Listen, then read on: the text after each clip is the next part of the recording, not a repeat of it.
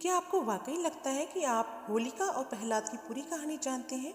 क्या हो अगर मैं आपसे कहूँ कि जिसे सदियों से पूरी दुनिया ने एक राक्षसी मानकर जलाया, असल में उसके पीछे एक ऐसी तड़पती हुई प्रेम कहानी छिपी थी जिसने एक हंसते खेलते राजकुमार को ताउम्र के लिए पागल कर दिया।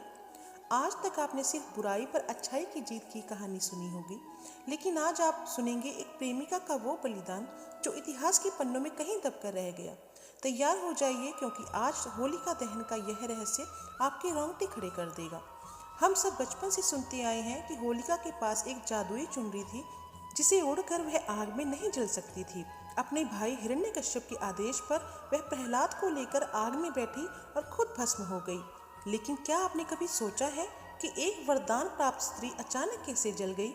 हिमाचल की वादियों और लोक कथाओं में एक नाम आज भी गूंजता है, इलोजी। इलोजी होलिका के होने वाले पति थे। इन दोनों का प्रेम इतना गहरा था कि पूरे राज्य में इनकी मिसाल दी जाती थी।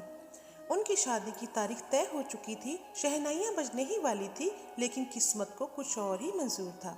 जब अहंकारी राजा हिरण्यकश्यप ने होलिका को अपने ही भतीजे प्रहलाद को मारने का आदेश दिया, तो होलिका एक भयानक धर्म संकट में फंस गई। एक तरफ उसका प्यारा भतीजा प्रहलाद था और दूसरी तरफ उसका भाई, जिसने साफ धमकी दी थी कि अगर उसने यह काम नहीं किया तो वह उसकी शादी इलोजी से कभी नहीं होने देगा।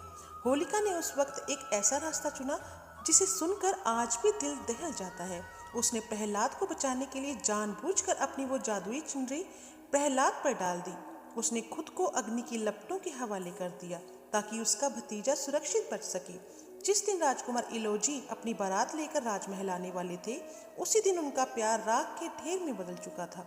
जब इलोजी अपनी बारात लेकर राजमहल पहुंचे तो वहां फूलों की सेज नहीं, सिर्फ राख का ढेर मिला। कहते हैं कि अपनी आंखों के सामने अपने प्यार को राख में बदल देख इलोजी अपना मानसिक संतुलन खो बैठे। वह सुध बुध खोकर उसी जलती हुई राख में लेट गए और ताउम्र अपनी होलिका को पुकारते रहे।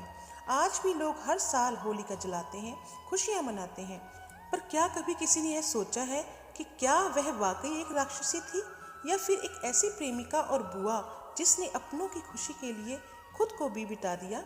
सोचिए जरूर, और इस बार जब आप होलिका की अग्नि को देखें तो इस अधूरी प्रेम कहानी को एक बार जरूर याद कीजिएगा।